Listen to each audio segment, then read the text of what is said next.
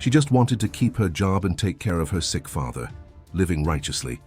He, a dominant millionaire, forces her, without any choice, to go with him that night. Two souls would be pushed to the edge with no way back. If this story caught your interest, don't forget to subscribe to our channel and tell us which city you're watching from. In the heart of Red Cliff Bay, where crimson cliffs rise like silent guardians over the turbulent sea of Northern California, two lives were about to intertwine irreversibly.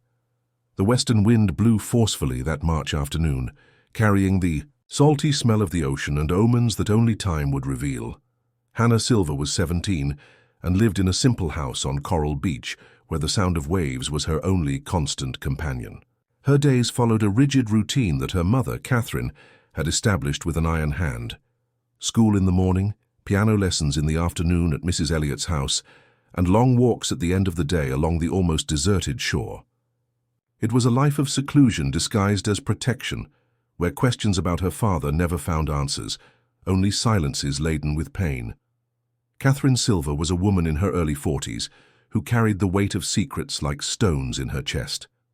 She worked as a seamstress in a small workshop in the center of town, always with her head down, always avoiding conversations that might go too deep.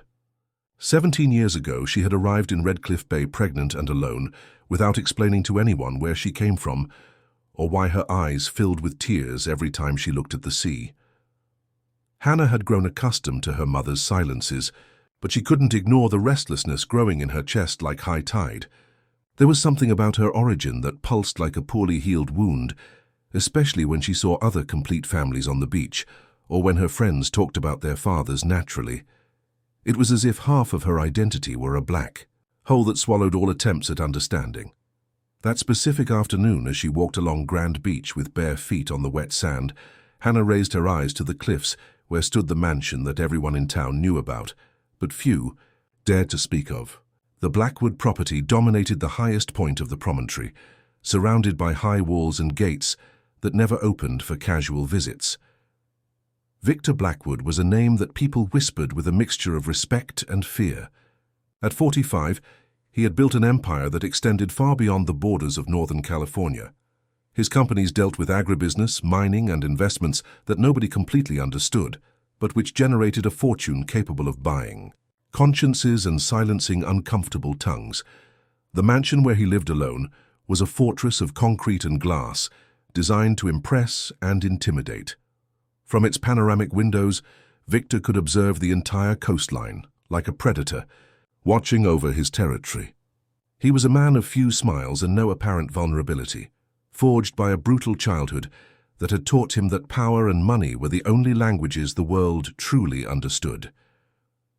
That same afternoon, as Hannah walked along the beach, Victor was in his office reviewing contracts that could change the fate of hundreds of families. His desk was an altar of power where mergers, acquisitions, and sometimes the ruin of those who dared challenge him were decided. But when his eyes strayed from the documents to the window, something made him stop. Down below, a small figure walked along the sand, dark hair dancing in the wind like black silk. There was something in that image that touched a part of him he thought had died decades ago. Perhaps it was the apparent fragility of the girl, or the way she stopped now and then to look at the sea, as if searching for answers in its infinite vastness. Victor stepped away from the window with a strange feeling in his chest, as if something had awakened after a long hibernation. He didn't yet know that this casual sighting would be the first thread of a web that would bind him irremediably, nor that the young woman he was observing carried the key to secrets he had buried so deeply that he believed they were forever dead. Fate, however, had already begun to weave its plots. And in Red Cliff Bay, where the cliffs guard echoes of ancient stories and the sea carries away only what it wants to forget, a storm was approaching, not just in the dark clouds forming on the horizon, but in the lives of two people who didn't yet know how intertwined their existences really were. The first part of the plot was silently unfolding, like all great love stories that are born not from chance, but from the inevitability of destiny that unites two souls, even when the entire universe seems to conspire to keep them apart. 3 weeks had passed since that afternoon, when Victor had observed the girl on the beach, but the image continued to haunt him inexplicably. He tried to push the thoughts away, diving even deeper into business, into meetings that extended until late hours, into contracts that demanded his full attention. But whenever fatigue lowered his guard, there she was again in his mind, that fragile figure walking along the sand, as if carrying the weight of the world on her shoulders. Hannah, meanwhile, had noticed that something had changed in her mother's behavior. Catherine was even more nervous than usual, startling at any noise, checking the locks on the house multiple times before sleeping and whispering phone conversations that she abruptly interrupted whenever her daughter approached. There was a new fear in her eyes, something that went beyond the constant melancholy that Hannah had known since she was small. At school, Hannah tried to concentrate on her classes, but her mind constantly wandered. The literature teacher had asked them to write about the mysteries we carry, and she found herself with her pen stopped over blank paper, unable to translate into words the sensation of incompleteness that accompanied her. How to write about mysteries when her own life was an enigma that no one was willing to decipher. It was on a rainy Thursday that everything began to change. Hannah had left school later because she had stayed for a math tutoring session. The bus she normally took had already departed, and she decided to walk home, even with the fine drizzle that was beginning to thicken.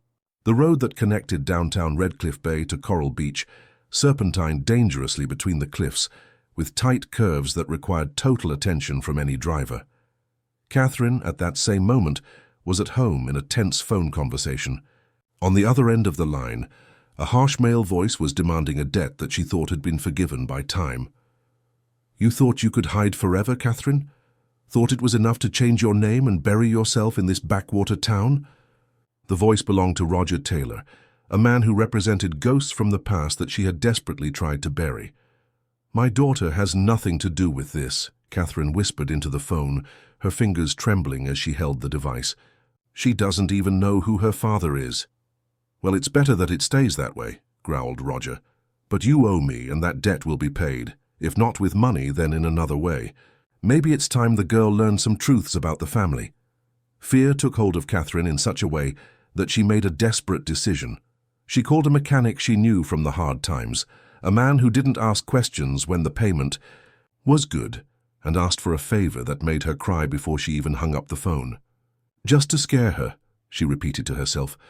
"Just to make her afraid and not want to go out alone anymore." Hannah was walking on the wet road when it began to get dark earlier because of the heavy clouds. Her sneakers made wet noises on the asphalt, and she pulled her jacket closer to her body to protect herself from the wind that was getting stronger. She didn't notice the car following her at a certain distance, nor did she see when the driver deliberately accelerated in her direction. A impact threw her off the road, and she rolled down the grassy slope until stopping near a barbed wire fence. The pain was intense, especially in her left arm and right leg, but she could move. The car that had hit her stopped for a few seconds, the driver apparently considering whether to check the damage, but then accelerated and disappeared around the next curve. Hannah tried to shout for help, but her voice was lost in the noise of the wind and rain that was now falling with more intensity. The road was deserted, and she began to feel the cold penetrating her wet clothes. That's when she heard the sound of another car approaching, its headlights cutting through the growing darkness. Victor was returning from a meeting in Oceanside when he saw something strange on the road. He slowed down and realized there was someone fallen on the slope. Every business instinct screamed for him to keep driving. Getting involved with road accidents could mean legal complications, loss of time, unnecessary exposure. But something stronger than logic made him stop the car and turn on the hazard lights.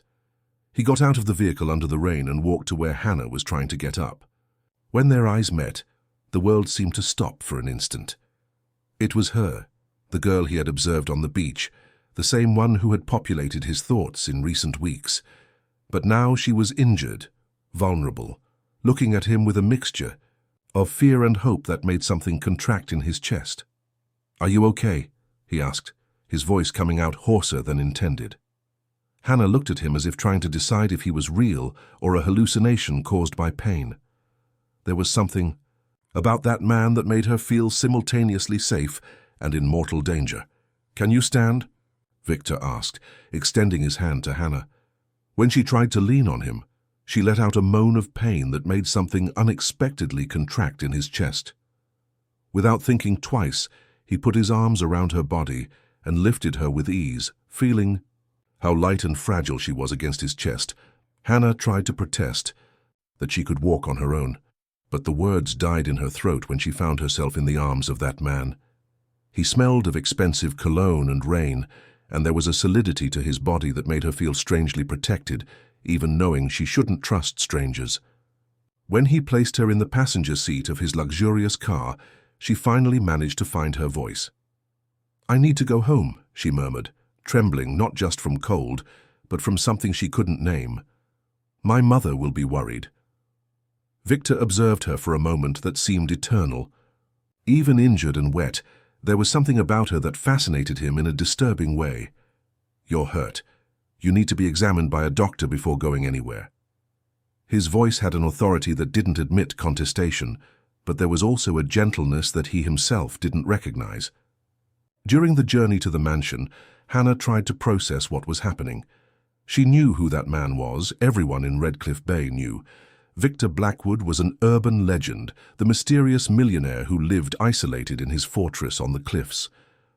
Her mother always whispered warnings about men like him, saying they were dangerous, that they had too much power and too few scruples. "Why are you helping me?" she asked, when the silence became unbearable. Victor kept his eyes on the road, but she could see the tension in his jaw. "Because it's the right thing to do," he answered, but they both knew there was much more behind that simple response. The mansion was even more imposing seen up close. Hannah had never been in such a luxurious place. The marble floors, the artwork on the walls, the furniture that cost more than her mother earned in years. Victor guided her to a sofa in the main room and asked her to wait while he fetched the first aid kit. When he returned, he knelt before her to examine the wounds, and Hannah felt her breathing accelerate inexplicably. His hands were large and surprisingly gentle as they cleaned the cuts on her leg, but there was something in the way he touched her that sent waves of heat throughout her body. "It's nothing too serious," Victor said, but his voice was hoarser. "Some scratches and bruises. You were lucky." When their eyes met again, Hannah felt as if she were drowning in deep and dangerous waters. "I should leave," she whispered, but made no movement to get up. "You should," he agreed, but also didn't move away. He was dangerously close to her now, and Hannah could see the small lines around his eyes, the almost imperceptible scar on his forehead, the way he looked at her as if she were something precious and forbidden at the same time. It was at that moment that Hannah's phone rang, making both of them jump apart as if they had been burned. It was her mother, and Catherine's voice was laden with panic when Hannah answered. "Hannah, where are you? You should have been home by now." The guilt in her mother's voice was palpable, though Hannah couldn't interpret the reason. "I had an accident on the road. I'm fine, Mum, but a gentleman brought me to his house to take care of my injuries." Hannah looked at Victor as she spoke, seeing something dark pass over his face. "What gentleman? Where are you exactly?" Catherine's voice had gone up an octave, and Hannah could hear the real terror in her words. "I'm at Mr. Blackwood's mansion on the cliffs." The silence on the other end of the line lasted so long that Hannah thought the call had dropped. When her mother finally spoke, her voice was unrecognizable. "Get out of there, now! Get out of there immediately and come home." "Mom, what's going on? Why are you like this?" "Just come home, Hannah. Don't talk to that man anymore. Don't tell him anything about our family. Promise you'll come home now." Hannah hung up the phone with trembling hands, not from physical pain, but from a growing sense that her life was about to change irreversibly. Victor had heard the entire conversation, and when she looked at him, she saw that his face had transformed into an indecipherable mask. "Your mother is afraid of me," he said, and it wasn't a question. "Why would she be afraid?" Hannah asked, although part of her already knew she didn't want to hear the answer. Victor stood up and walked to the window, looking at the turbulent sea below. "Sometimes the past catches up with us when we least expect it," he said, more to himself than to her. "And sometimes the people we judge buried forever resurface to haunt us." Hannah stood up from the sofa. ignoring the pain in her injured leg. "What are you talking about? Do you know my mother?" When Victor turned to look at her again, there was something in his eyes that made her take a step back. It was desire, power, and a darkness that promised both pleasure and destruction. "I'll take you home," he said simply. "But this isn't over, Hannah, not by a long shot. Tentar novamente, continue editar." The journey back home was tense and silent. Victor drove with his fists clenched on the steering wheel, trying to ignore her presence beside him, the subtle perfume that mingled with the smell of rain on her clothes, the way she bit her lower lip when she was nervous. Each breath she took seemed to echo inside the car like a reminder of something he couldn't have, but already desired with an intensity that frightened him. Hannah, for her part, stole furtive glances at his profile, trying to understand why her mother had reacted with such terror upon hearing that name. There was something familiar in the way Victor carried his head, in the angle of his jaw, something that stirred fragmented memories that she couldn't place. It was like trying to remember a dream that dissolved the moment you tried to capture. When they arrived at Hannah's simple house on Coral Beach, Catherine was already on the porch, arms crossed over her chest, and her face marked by an expression that mixed relief and terror. Victor stopped the car but made no movement to get out, just observed the woman on the porch, with an intensity that made Hannah feel as if she were at the center of a storm she didn't understand. "Thank you," Hannah said softly, her hand already on the door handle, "for helping me." Victor turned to look at her one last time, and when their eyes met, Hannah felt something contract deep in her stomach. "Be careful who you trust, Hannah," he said, his voice laden with meanings she couldn't decipher. "Those who should protect us don't always do so." Before she could ask what that meant, he was already accelerating, leaving her alone in the rain that had begun to fall again. Hannah walked to the porch, feeling the weight of her mother's gaze like physical pressure. "Come inside," Catherine said, her voice cutting. Now, inside the house, the confrontation exploded before Hannah could even take off her wet jacket. "What do you think you were doing? How could you go to that man's house?" Catherine paced back and forth across the small living room like a caged animal. "Mom, I had an accident. He helped me. Would you prefer I stayed injured on the road?" Hannah tried to keep her voice calm, but there was a growing indignation in her chest. "Why are you reacting like this? What is there between you two?" Catherine stopped pacing and turned to her daughter, her eyes shining with unshed tears. "You don't understand. You can't understand. That man, that family, they're dangerous." "Dangerous? How and what family? He lives alone." Hannah sat on the sofa, ignoring the pain in her injured legs. "Mom, I'm 17. I'm not a child anymore. I deserve to know the truth about my life." "The truth?" Catherine let out a bitter laugh. "You want the truth? The truth is that I spent 17 years trying to protect you from a past that could destroy our life, and in one night you undo everything." Hannah stood up, feeling a new courage born in her chest. "What past? And why is Victor Blackwood part of it? You know him, don't you? Did you know my father?" The silence that followed was so deep that Hannah could hear the sound of waves breaking on the beach through the closed window. Catherine collapsed into a chair, suddenly looking 10 years older. "Your father," she began, then stopped, words seeming to turn to glass in her throat.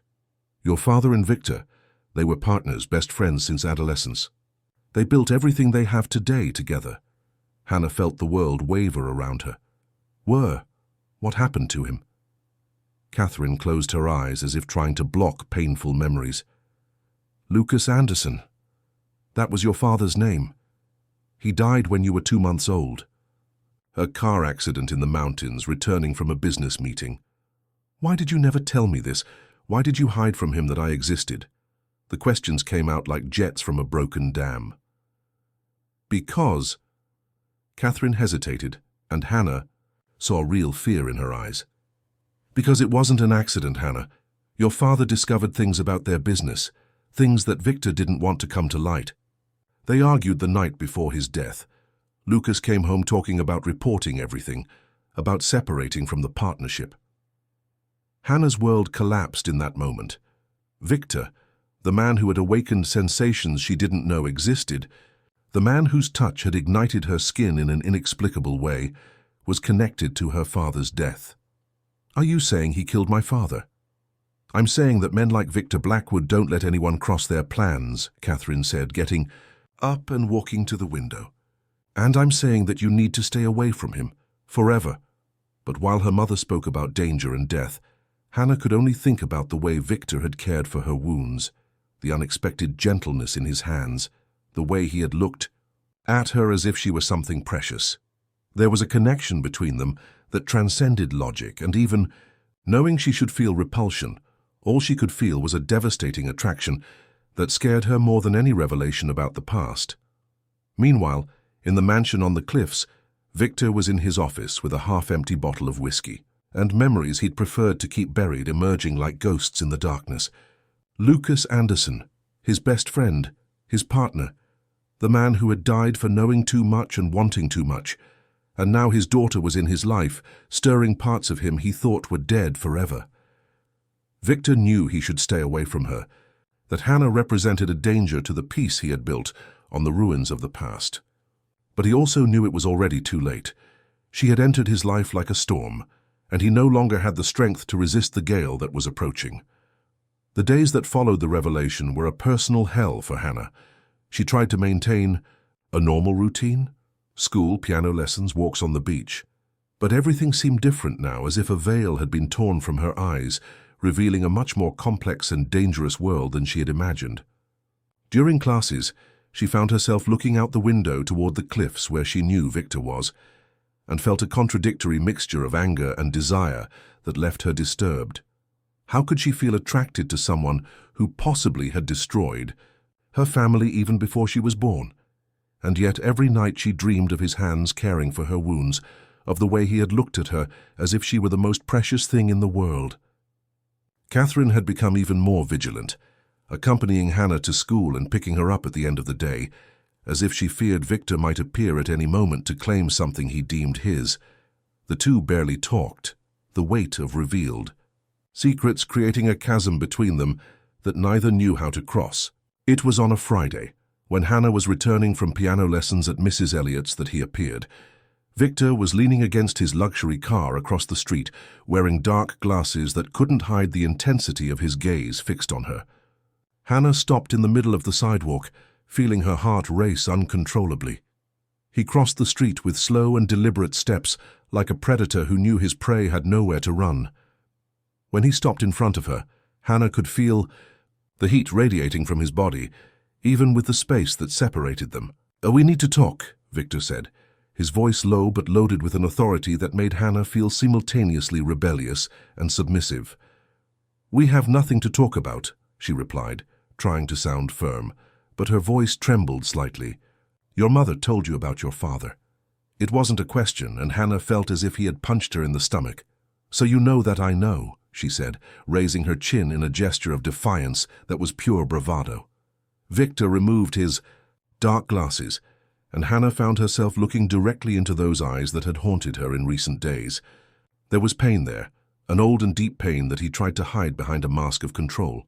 "I loved your father like a brother," he said, and there was a brutal sincerity in his voice that made Hannah stagger. "Then why is he dead?" The question came out as a whisper laden with venom. Victor looked around, noticing the curious onlookers who were beginning to form, and gently held her arm. "Not here. Come with me. Let me explain." Hannah should have moved away, should have run home and told her mother. Instead, she found herself following Victor to the car, as if hypnotized. During the journey, neither of them spoke, but Hannah could feel the tension growing in the air between them, like electricity before a storm. Victor took her not to the mansion, but to an isolated spot on the beach, where the cliffs created a small cove protected from the wind. They walked on the sand in silence until he stopped and turned to her, hands in his pockets as if trying to resist the impulse to touch her.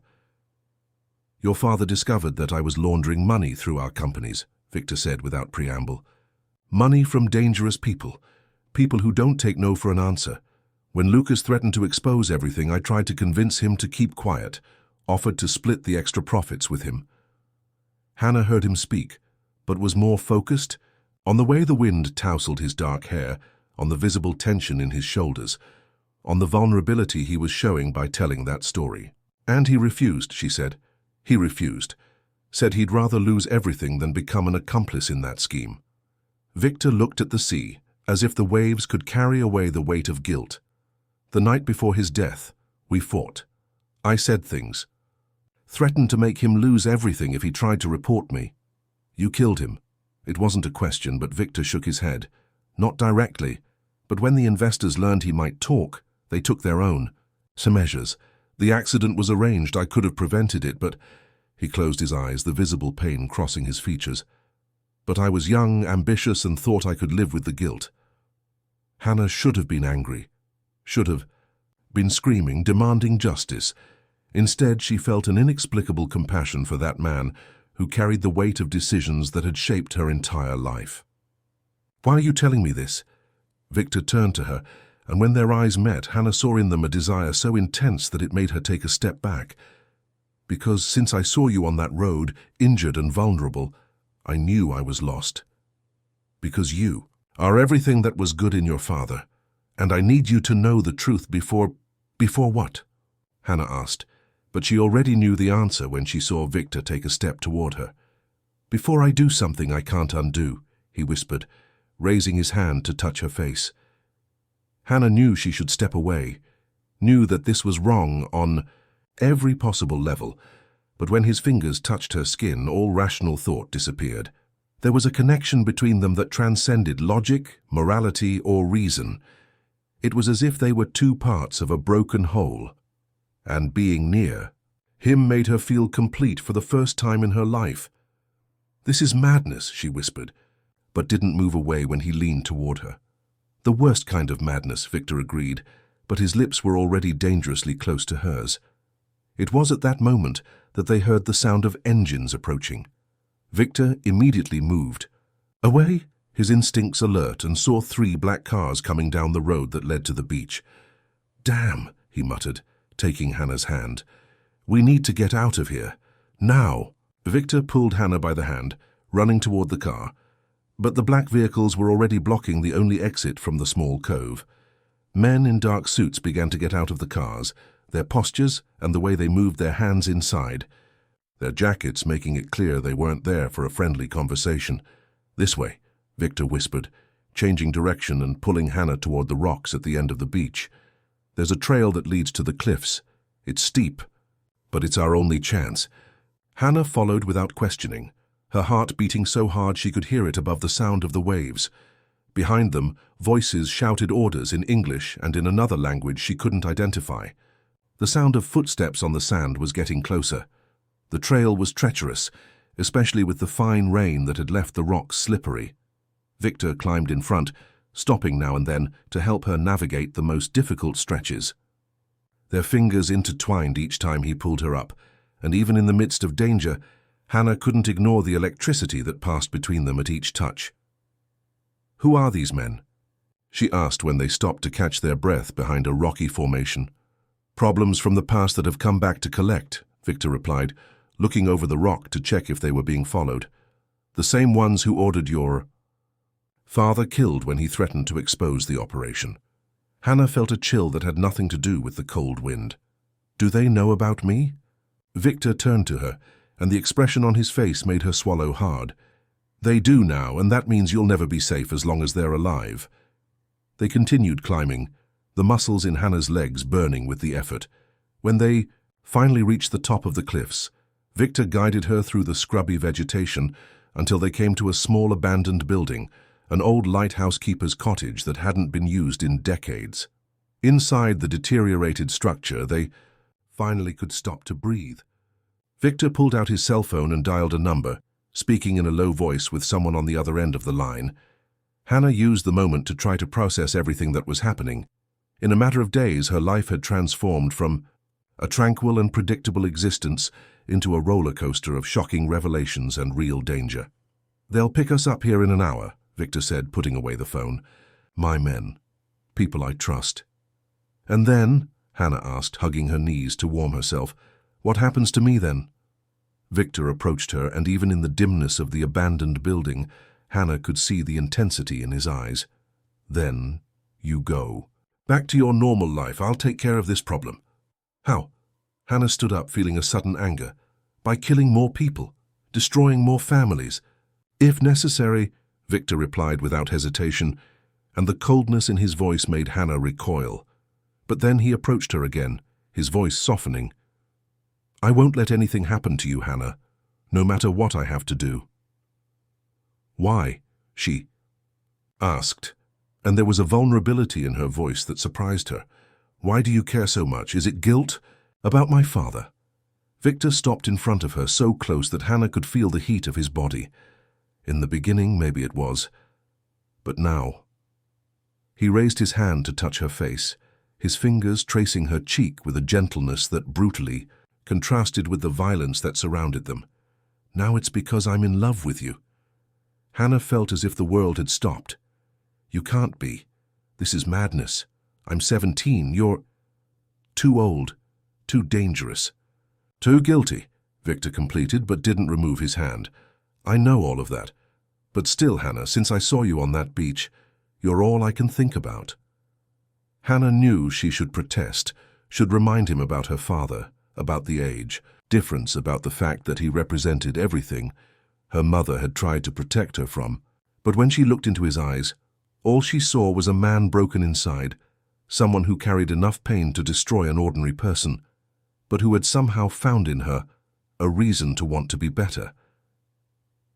"Me too," she whispered before she could stop herself.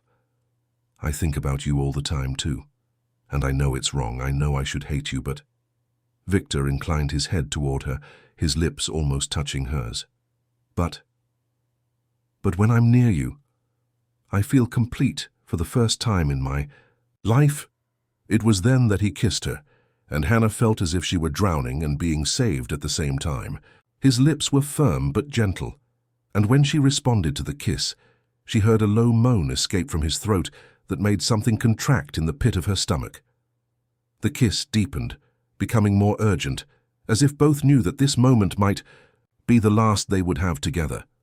Victor's hands tangled in her hair, and Hannah found herself pressing her body against his, wishing to be even closer. When they finally separated, both were breathing with difficulty. Victor rested his forehead against hers, his eyes closed as if trying to memorize that moment. "This can't work," he said, his voice hoarse. "I know," Hannah replied, but her hands were clutched at his shirt as if it were an anchor. "But I know I can't stay away from you." It was at that moment that they heard the sound of helicopters approaching. Victor immediately moved away from her, all his instincts alert again. "They arrived too early," he muttered, looking through the broken window. "And they're not my men." Hannah felt terror settling in her chest when she saw 3 black helicopters circling the area, spotlights cutting through the darkness that was beginning to fall. "What do we do now?" Victor looked at her, and Hannah saw something new in his eyes, a fierce determination that promised he would fight against the entire world to protect her. "Now we fight," he said, checking the gun he took from inside his jacket. "And I hope you trust me enough to do exactly what I say. Tentar novamente, in continue editar." The spotlights from the helicopters swept the area like predatory eyes, and Victor knew they had only minutes before they would be found. He held Hannah's hand and guided her toward the back of the building where a rusty ladder led to the basement of the old lighthouse. "Listen carefully," he said, his voice low but urgent. "There's a tunnel down here that leads to the beach on Noe. The other side of the cliffs. It was built during World War II when this place was an observation post." Hannah nodded, trying to control the trembling in her hands. "And you? Are you coming with me?" Victor looked at her with an expression that mixed love and desperation. "No, I'm going in the opposite direction to draw them away from you. At the end of the tunnel there's a small marina. Look for a boat called Seagull. The owner is Jack. Tell him Victor sent you. He'll take you to a safe place." "No," Hannah grabbed his shirt. "I won't leave you alone with these men." Victor held her face between his hands, his thumbs tracing her cheeks. "Hannah, listen. These men want me, not you. If we stay together, we'll both die. If we separate, at least you have a chance. What if I never see you again? The question came out as a desperate whisper, and Victor felt something break inside his chest. Then you will live, he said, sealing the promise with a quick but intense kiss. You will live. And that's all that matters to me. Before Hannah could protest again, Victor gently pushed her toward the ladder. Go, now, and don't look back, no matter what you hear. Hannah descended the ladder with tears in her eyes, her heart breaking with each step. In the dark basement, she found the entrance to the tunnel Victor had mentioned. It was narrow and damp, but she could feel a current of air that confirmed it indeed led to the other side. Above her, she heard heavy footsteps and voices shouting in English and another language. Then came the sound that made her cover her mouth to stifle a scream. Gunshots, many gunshots. She ran through the tunnel as she had never run in her life, tears mixing with sweat, the sound of the shots echoing in her mind like a symphony of terror. She didn't know if Victor was injured, if he was dead, if he had managed to escape. All she could do was trust him and keep running. The tunnel seemed endless, but finally Hannah saw a sliver of light ahead. She emerged in a small protected cove, where a dozen small boats swayed at anchor. She frantically searched for the Seagull until she found it, a simple but well-maintained fishing boat. "Jack!" she shouted. "Jack, are you there?" A man of about 60 appeared from the cabin, his eyes suspicious. "Who wants to know?" "Victor sent me," Hannah said, exactly as he had instructed. "He said you would take me to a safe place." The man's expression changed immediately. "Is Victor all right?" "I don't know," Hannah replied, her voice breaking. "There were men. Gunshots." Jack didn't ask any more questions. He helped Hannah onto the boat and immediately started the engine. "Hold tight, girl, we're getting out of here." As the boat moved away from the coast, Hannah looked back and saw the lights of the helicopters still circling over the cliffs. There was no way to know if Victor had managed to escape, and the uncertainty was eating away at her soul like acid. Jack navigated for about an hour before reaching a small island that Hannah had never seen before. There was a simple house hidden among the trees, and some other people who were clearly waiting for them. "This is one of Victor's safe houses," Jack explained as he helped Hannah disembark. "You'll stay here until he sends word." "And if he doesn't?" Hannah asked, but Jack just shook his head. "Victor always finds a way to survive. He's the most stubborn man I know." Hannah was taken to the house where a woman named Mary took care of her superficial wounds and offered her dry clothes. But she couldn't stop thinking about Victor, about the way he had sacrificed himself to save her, about the kiss that might be the last they would share. 3 days passed without news, 3 days in which Hannah oscillated between hope and despair, in which every noise made her run to the window, hoping to see Victor arriving. Mary tried to console her, but Hannah could see in the woman's eyes that she too was worried. It was on the morning of the 4th day that Hannah decided she could no longer wait. She convinced Jack to take her back to the mainland, promising that she would stay hidden, that she just wanted news about Victor. When they arrived at the Red Cliff Bay Marina, Hannah immediately noticed that something was different. There was more movement than usual, police cars and people whispering among themselves with worried expressions. "What happened?" Hannah asked a fish vendor in the market. "You haven't heard?" "Victor Blackwood was arrested," the woman replied, lowering her voice. "They say it was for money laundering, criminal association, even homicide. It's in all the newspapers." Hannah felt the world spin around her. Victor had been captured, and worse still, he was facing charges that could keep him in prison for the rest of his life, or kill him if the men who were pursuing them had enough influence within the prison system. She ran home, ignoring Jack's protests, and found her mother in the living room watching the news on television. Catherine turned when she saw her enter, her face a mask of relief and anger. "Hannah, where have you been? I was worried sick." "Victor was arrested," Hannah said, still trying to process the information. "Good," Catherine replied coldly. "Maybe. Now you'll understand the kind of man he really is." But Hannah wasn't listening. She was looking at the television, where Victor's photo appeared alongside sensationalist headlines. Even in the official photos, she could see the determination in his eyes, the strength that had helped him survive everything life had thrown in his path. "I need to see him," she said, more to herself than to her mother.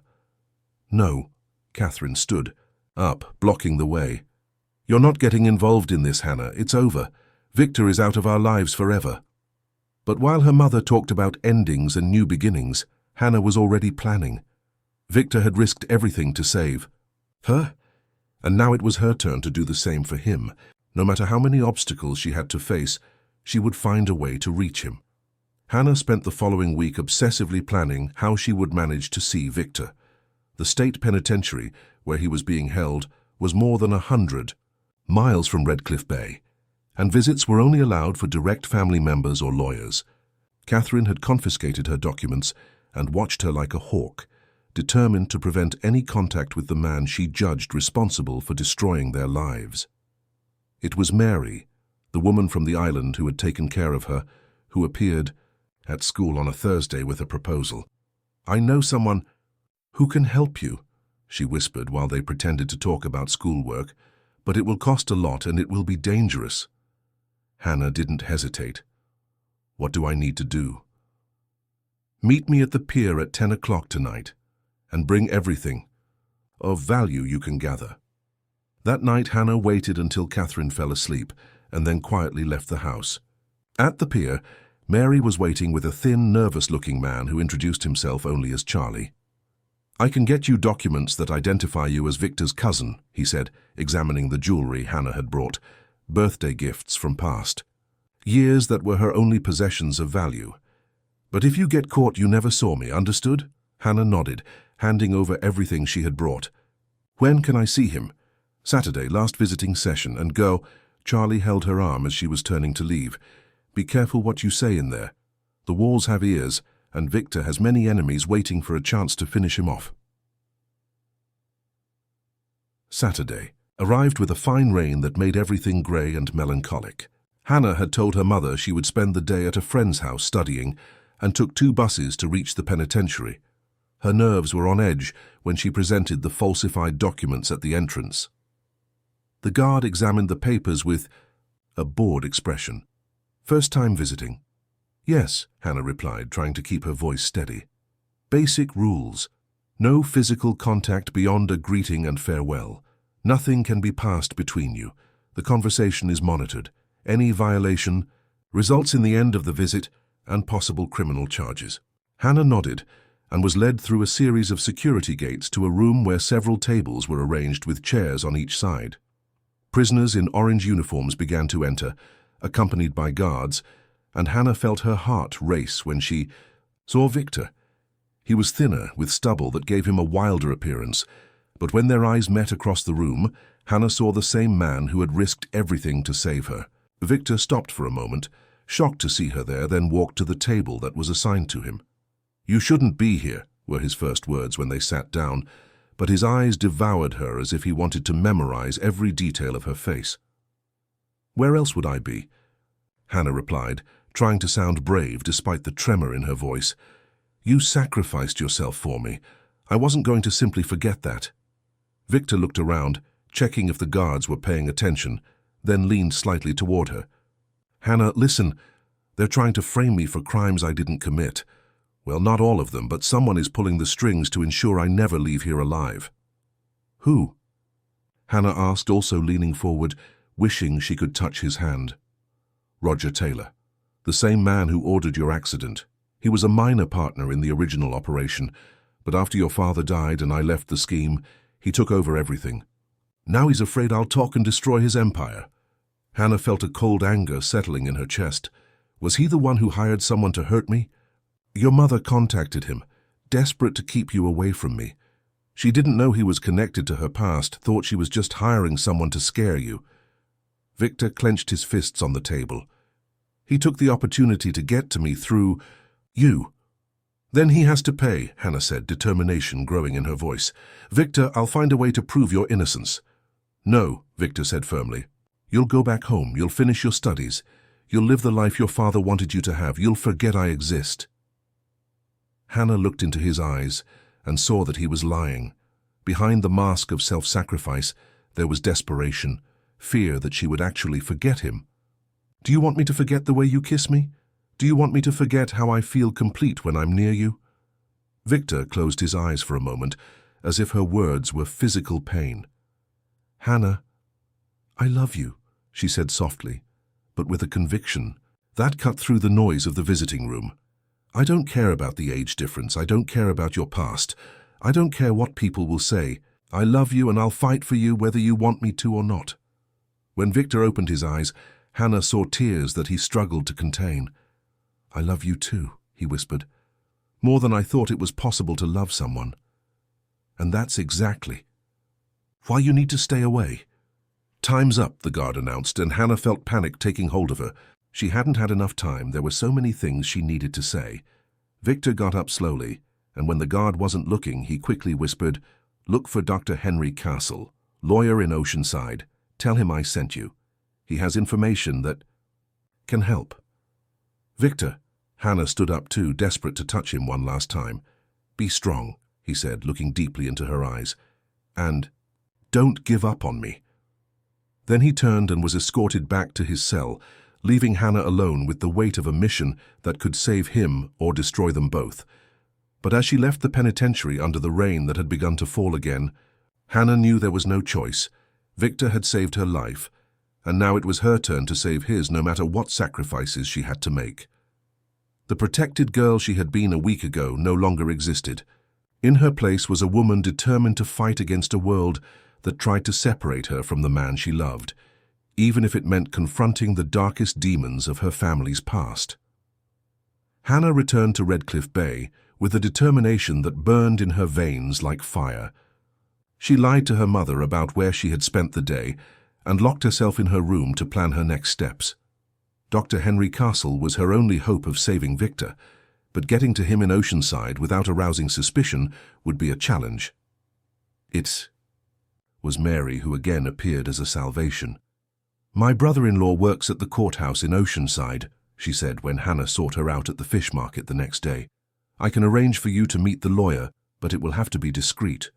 Roger Taylor has eyes and ears everywhere." Catherine had become even more vigilant after Hannah's disappearance on Saturday, but on a Tuesday when her mother went to work, Hannah pretended to be sick and stayed home. As soon as Catherine left, she took the bus to Oceanside with the little money she had managed to gather. Dr. Henry Castle's office was in an elegant building in the center of the city. The secretary initially tried to dismiss her, but when Hannah mentioned Victor's name, she was immediately led to a luxurious room where a gray-haired man was waiting with a grave expression. "You're the girl Victor talked about," Dr. Castle said, studying her with penetrating eyes. "He called me before he was arrested, said that if something happened to him, I should help you." "He said you have information that can save him," Hannah replied, trying to sound more confident than she felt. Dr. Castle opened a safe behind his desk and removed a thick folder. Victor spent years documenting Roger Taylor's criminal activities. Recordings, photographs, financial documents. It's all here. Hannah leafed through some of the documents, seeing numbers that represented fortunes, names of influential politicians, money laundering schemes that extended throughout the West Coast. Why did Victor keep all this? "Life insurance, the lawyer explained. "He knew that one day Roger would try to eliminate him. This evidence was his protection." Dr. Castle hesitated. "But now Roger has discovered its existence. That's why Victor is in prison. Roger used his influence to incriminate him before he could use the evidence." "Then let's release it now," Hannah said, but the lawyer shook his head. "It's not that simple. Roger has judges, prosecutors, and police officers in his pocket. If we try to expose this evidence through traditional legal channels, it will simply disappear, and you probably will too." Hannah felt a chill in her stomach. "So what do we do?" Dr. Castle studied her for a long moment. "There's an investigative journalist in San Francisco, Carla Mendez. She has a reputation for being incorruptible and enough connections to ensure that a story like this reaches the public. But you would have to go there personally, and it would be extremely dangerous." "I'll go," Hannah said without hesitation. "Girl, do you have any idea what you're getting into? Roger Taylor has ordered. Killings for much less.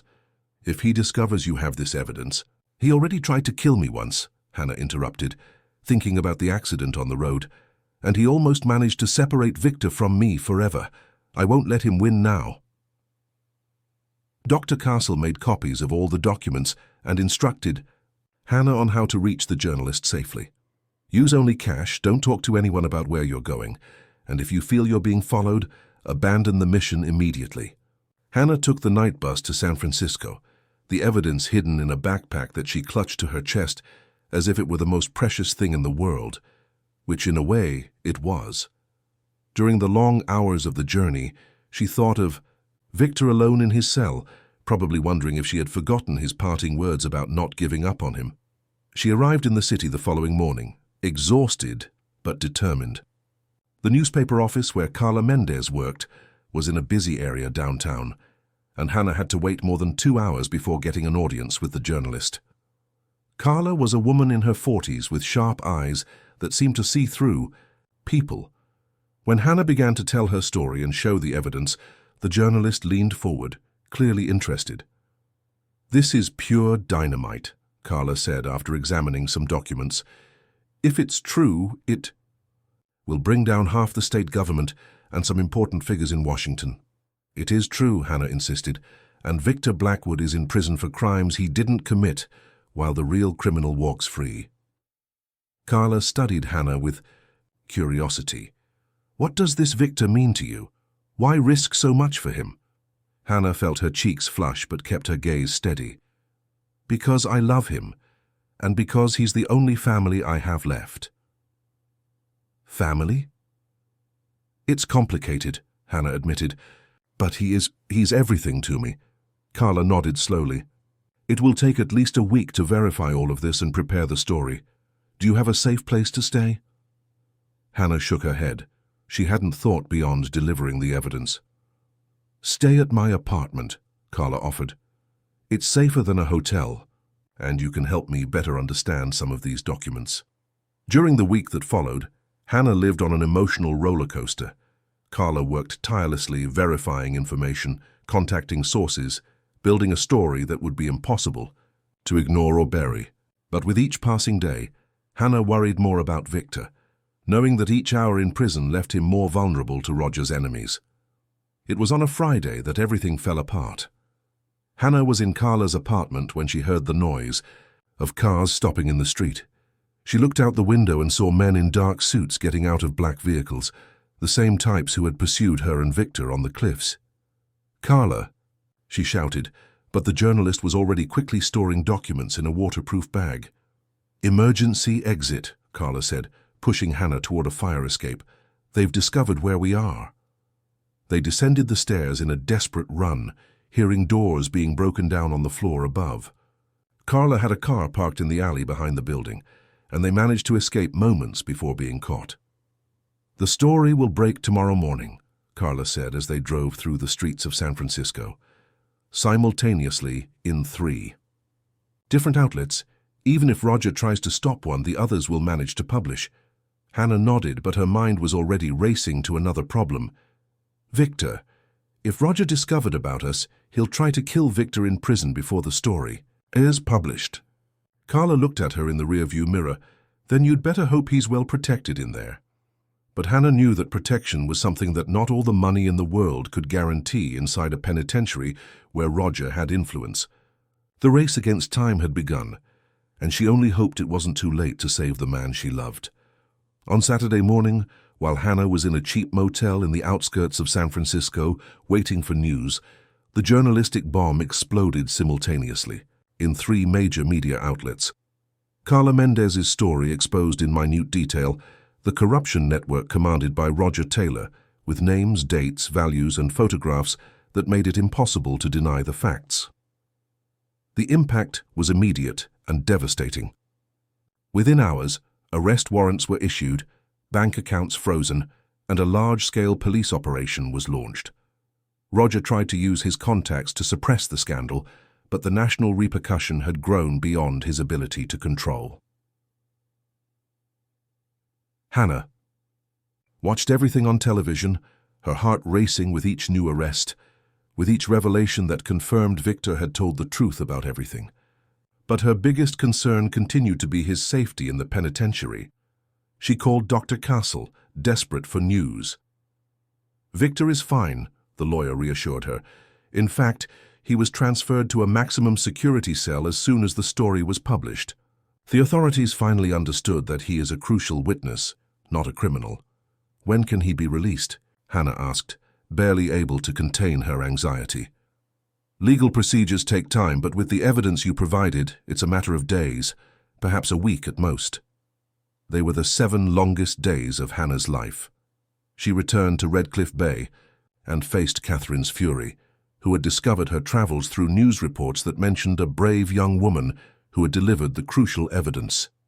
"You have no idea what you've done," Catherine shouted, pacing back and forth across the living room. "Roger Taylor may be in prison, but he has friends. He has hidden money. We'll never be safe again." "We're safer now than we were with him free," Hannah replied, a new authority in her voice that made Catherine stop pacing. "Mum, I'm no longer the child you can protect by keeping in ignorance. I've grown up, and I chose to fight for the man I love." "The man you love?" Catherine let out a bitter laugh. "Hannah, you're 17. You don't know what love is." "Yes, I do," Hannah responded with a conviction that cut through the air between them. "Love is being willing to risk everything for someone. It's choosing to stand by a person even when the whole world says it's wrong. It's finding in someone the part of yourself that was lost." It was on a rainy Thursday that Victor was finally released. Hannah had been waiting at the prison gate since dawn, trembling not from cold, but from anticipation. When he came out still wearing the clothes he had on the day of his arrest, she ran into his arms without caring about the cameras of journalists who had gathered to cover his release. Victor caught her in midair and spun with her, burying his face in her hair as if wanting to memorize her scent. "You did this," he whispered against her ear. "You saved me." "We saved each other," Hannah corrected, moving away just enough to look into his eyes.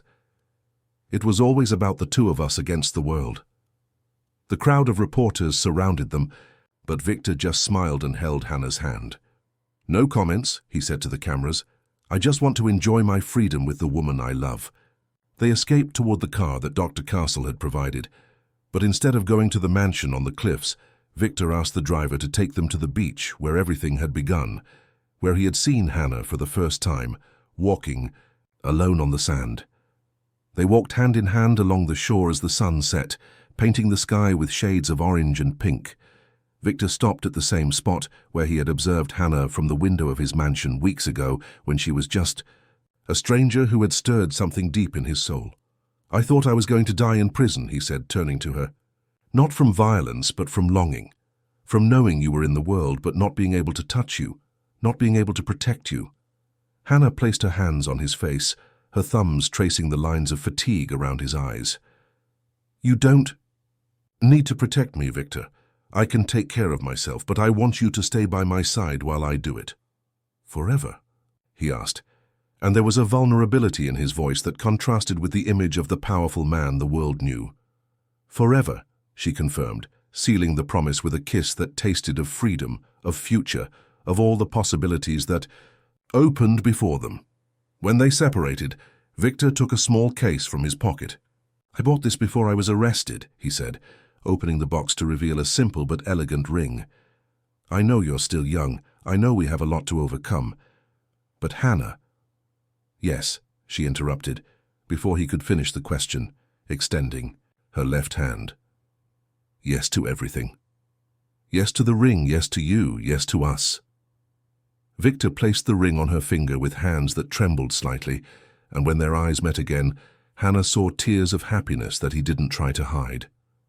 Months later, Hannah would turn 18 and formalize her relationship with Victor before the world. Catherine, still reluctant, but finally accepting that she could no longer protect her daughter from life's choices, would give her hesitant blessing. Victor would use his experience and connections to build a legitimate empire, dedicating part of his fortune to organizations that fought corruption. But there on that beach where everything had begun, As they walked toward the future with intertwined fingers, Hannah and Victor knew they had conquered more than external enemies. They had conquered their own fears, their own limitations, transforming in the process into stronger and more complete people. Their love had been born from chaos, grown in adversity, and survived tests that would destroy ordinary relationships. It was an unconventional love, challenging, that didn't fit the mold society expected. But it was real, it was true, and it was theirs. And on the cliffs of Redcliffe Bay, where the sea meets the land in an eternal dance of strength and resistance, two souls who